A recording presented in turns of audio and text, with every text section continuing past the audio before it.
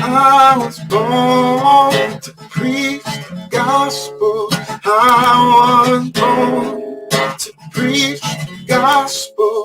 I was born to preach the gospel. And I sure do love my job. Yeah.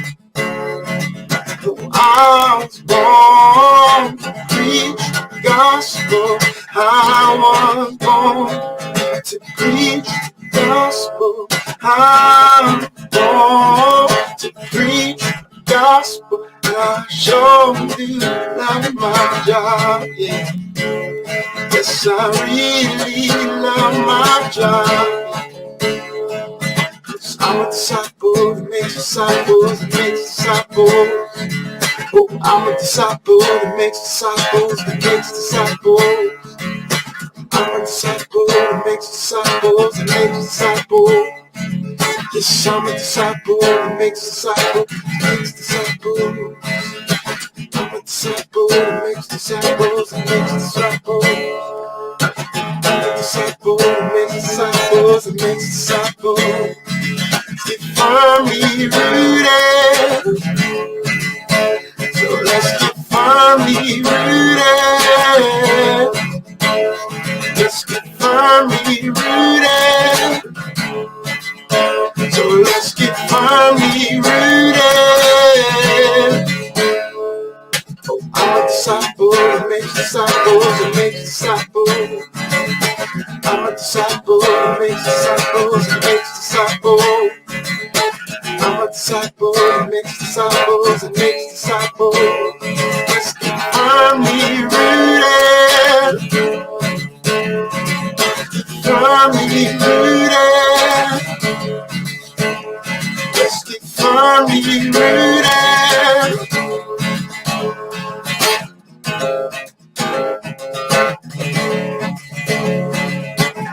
Yeshua, Yeshua, Yeshua, Yeshua, Yeshua, Yeshua. I'm a disciple that makes disciples that makes disciples. We are disciples that make disciples that make disciples. We are disciples that make disciples that make disciples. We are disciples that make disciples that make disciples. Let's get firmly rooted. Firmly rooted.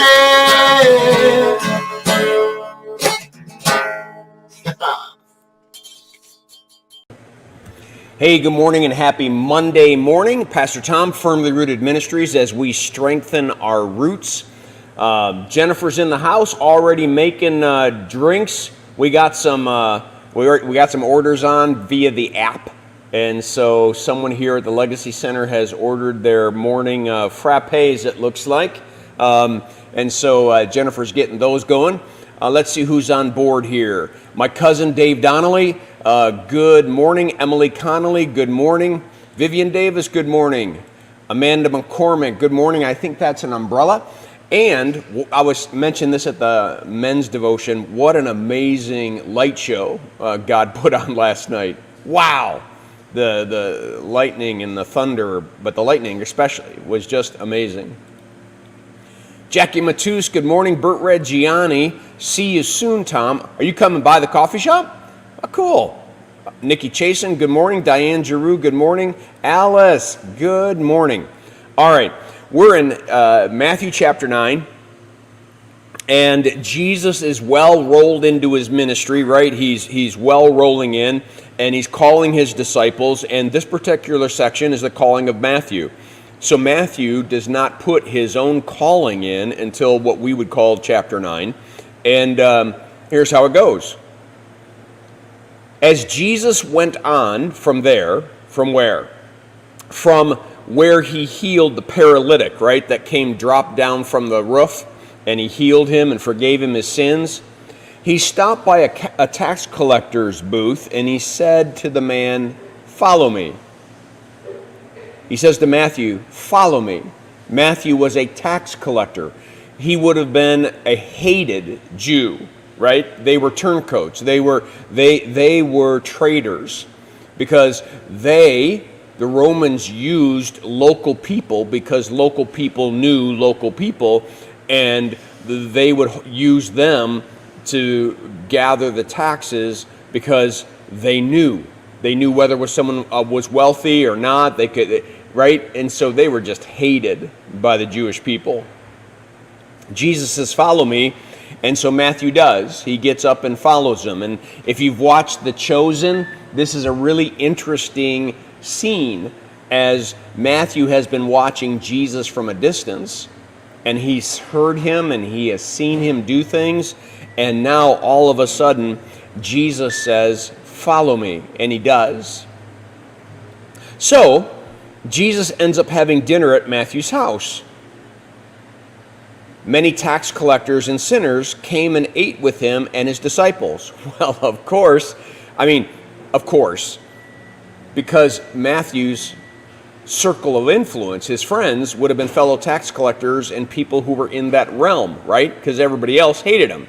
So Matthew is so excited about Jesus, and so he calls the people that he knows to be there. When the Pharisees saw this, they asked his disciples, "Why does your teacher eat with tax collectors and sinners?"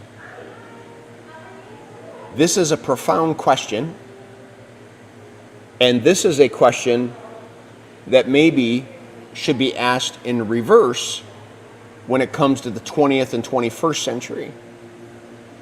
Why are you Christians only hanging out with each other, and why aren't you eating with tax collectors and sinners? I grew up half of my life in the 20th century, hopefully half of my life in the 21st century, and it was always, why are you Christians hanging out with those people? You should not be. And so all of a sudden we created all these internal fellowship groups, all these internal men's groups, women's groups, and what we did was not go out and be light to a world.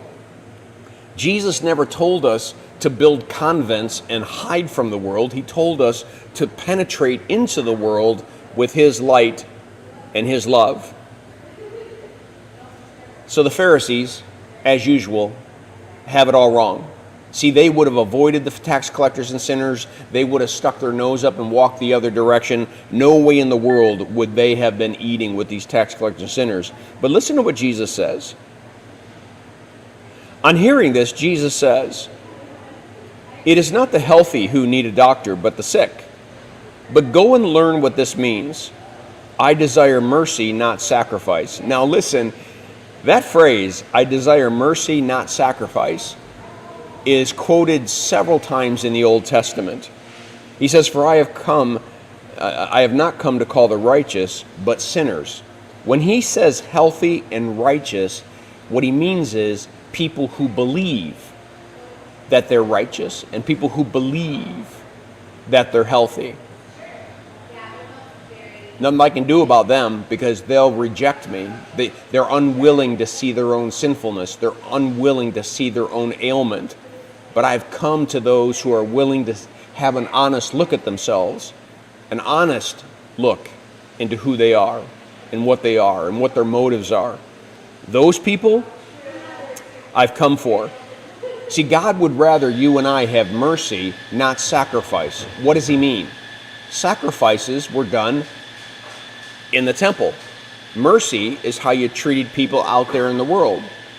Jesus is out there in the world having mercy on tax collectors and sinners, sharing the good news with them. The Pharisees and the tax collectors are avoiding them, and they're doing everything they do at the temple. Sacrifice. Look what we do. Look what I've done. I fast. I tithe. I do this. I do that. Learn what this means. I desire mercy, not sacrifice. Every devotion that we do, I say, have a great day. Make it a firmly rooted day, and may someone see Jesus in us today. That last one, that's what he's called us to as disciples.